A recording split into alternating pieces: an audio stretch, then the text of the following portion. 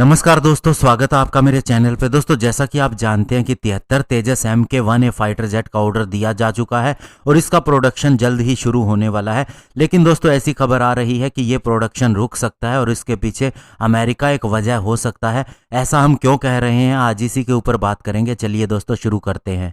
तो दोस्तों, जैसा कि आप जानते हैं कि इंडिया रशिया से S-400 सिस्टम खरीदना चाहता है और अमेरिका नहीं चाहता कि इंडिया इस सिस्टम को खरीदे, और इसके तहत वह इंडिया को धमकी भी देता आ रहा है कि वह कार्डसा एक्ट के तहत इंडिया के ऊपर इसके लिए सैंक्शन भी लगा सकता है। लेकिन इंडिया ने इसे खरीदने का ही फैसला किया है और नवंबर मंथ के अंत तक ये हमें डिलीवर होना भी शुरू हो जाएगा। इंडियन एयरफोर्स की टीम रशिया के अंदर ट्रेनिंग भी ले रही है। और अभी दोस्तों, अगर अमेरिकन गवर्नमेंट के तरीके को देखा जाए तो ऐसा लगता है कि वे हमारे ऊपर सैंक्शन लगा सकते हैं, क्योंकि दोस्तों अभी हमें वैक्सीन के लिए जो रॉ मटेरियल अमेरिका से जरूरत थी वो अमेरिका के पास 3 गुना अभी अवेलेबल है। यानी उसकी जनता को जितनी जरूरत है उससे 3 गुना ज्यादा उनके पास है, लेकिन फिर भी उन्होंने इसे हमें देने से मना कर दिया। तो ऐसे में हमें नहीं लगता कि वे हमारे ऊपर सैंक्शन लगाने से ऐतराज करेंगे। ऐसे में दोस्तों, अगर ये सैंक्शन हमारे ऊपर लगती है तो इससे अगर हम अपने MMRCA 2.0 के तहत जो फाइटर जेट खरीदना चाहते हैं उसमें अमेरिका का F-21,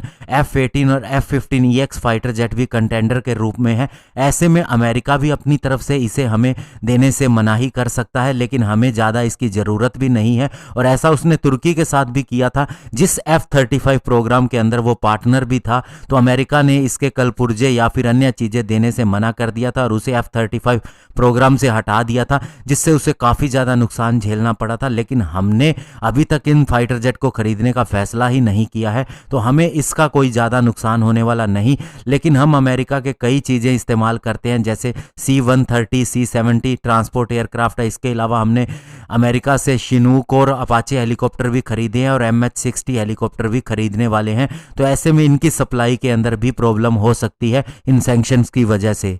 लेकिन दोस्तों, इनसे हमें कोई फर्क नहीं पड़ता। एक्चुअल में जो सबसे बड़ी चीज़ है जिसके सैंक्शन लगने से हमें प्रॉब्लम आ सकती है वो है दोस्तों जनरल इलेक्ट्रिक का इंजन। और हम बात कर रहे हैं F-414 इंजन और F-404 इंजन की। जो F-404 इंजन है उसे हमने तेजस MK1A के अंदर इंटीग्रेट करना है और इसका प्रोडक्शन जल्द ही शुरू होने वाला है। तो अगर इसकी सप्लाई रुक जाती है तो इंडिया को प्रॉब्लम आ सकती है। इसके अलावा जो हमारे twin engine deck based fighter jet होंगे और AMCA फाइटर जेट होगा या फिर तेजस MK2 की बात करें तो उसके अंदर हमें जनरल इलेक्ट्रिक का F-414 इंजन लगाना है। और अगर इसकी भी सप्लाई रुकती है तो भविष्य में हमें दिक्कत आ सकती है। तो ऐसे में दोस्तों, इसका सोल्यूशन क्या हो सकता है? तो इसका सोल्यूशन ये हो सकता है कि इंडिया को एक जगह से नहीं कई जगह से ऑफर है।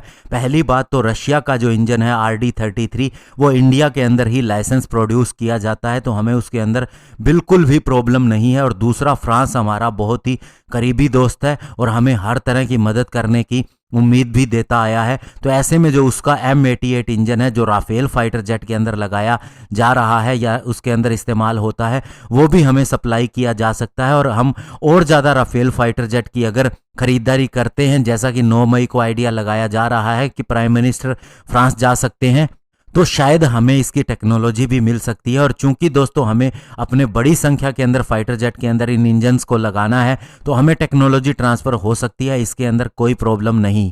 और दोस्तों, ऐसा पहली बार नहीं हुआ है जब अमेरिका ने हमें किसी चीज़ के लिए मना किया है। उसने हमें सुपर कंप्यूटर देने से मना किया था, तो दोस्तों हमने हमारा परम कंप्यूटर खुद ही बना लिया।